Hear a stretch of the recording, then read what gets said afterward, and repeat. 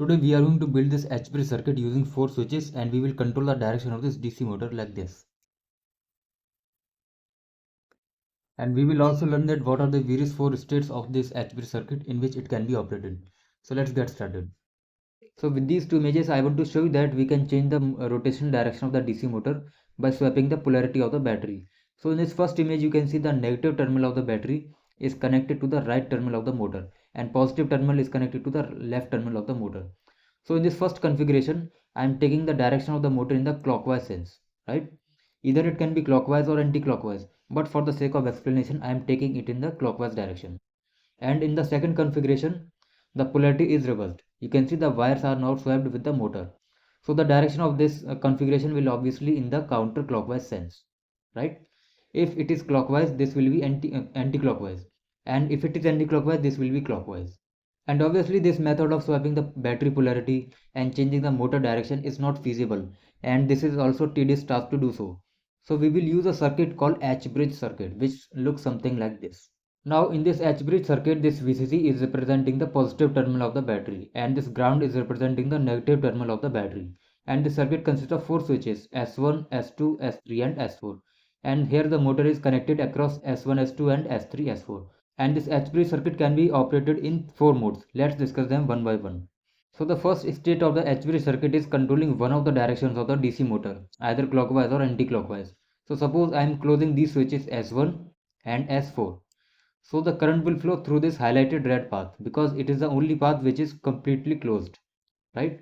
So the motor will be running either in clockwise direction or anti-clockwise direction. The second state is controlling another direction of the DC motor. So suppose if the previous direction was clockwise, this time the direction will be anti-clockwise and vice versa. Okay. So this time I will connect S3 switch and S2 switch. So you can easily see that the motor will be running in opposite direction because this time this is the closed path. Okay. So the current is flowing from the negative terminal of the battery to the positive terminal.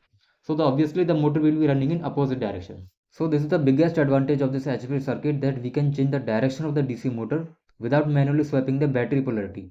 The battery polarity is fixed. You can see the VCC is here and ground is here. Both are fixed.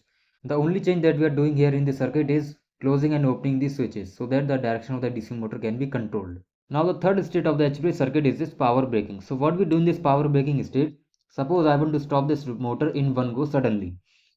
And before that, let us consider that these switches were closed initially, S1 and S4. So the current would be flowing in this direction through this path. Okay. Now I want to stop this motor.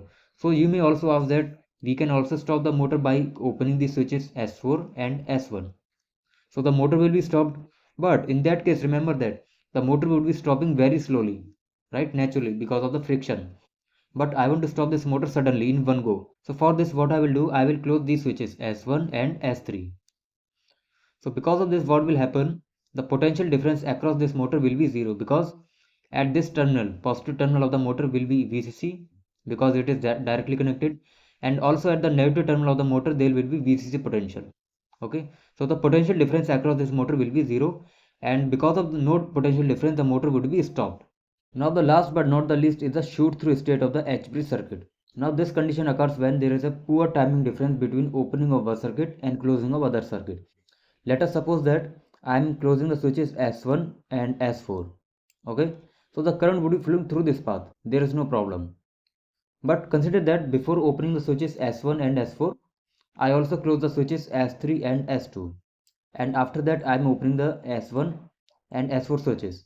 So for a very brief period of time, both the circuits would be conducting. And the final circuit would look something like this. So both the circuits are conducting. Which circuits? This one and also this one, because this time all the switches are in closed state. So when you are designing this kind of H-bridge circuit, you need to make sure that there is an ample amount of time difference between opening of one circuit and closing of other circuit. Now so far we have talked about various states of the H-bridge circuit and how does it work. But what we want to control the direction of this DC motor electronically and not mechanically. So in order to do that, we will replace these mechanical switches S1, S2, S3 and S4 with the MOSFETs. 2 P-channel MOSFETs and 2 N-channel MOSFETs. Now if you want me to make use of MOSFETs instead of this mechanical switches to build this H-bridge circuit, you can comment down below MOSFETs and I will bring a new video for you in which I will use the MOSFETs. So if you enjoyed this video, subscribe to my channel and press the bell icons for getting latest video tutorials from my channel. And I also share some tips and tricks regarding the projects on my Telegram channel. You can join it using the link in the description. And thanks for watching this video.